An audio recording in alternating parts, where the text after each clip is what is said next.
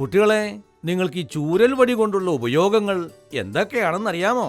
പോലീസിന്റെ ലാത്തിക്ക് വേണ്ടിയും ഈ വടികളല്ലേ ഉപയോഗിക്കുക?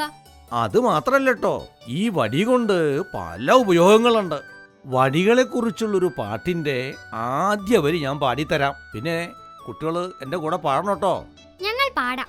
ഊന്നി നടക്കാൻ ഊന്നുവടി, വീശി നടക്കാൻ ചൂരൽ വടി.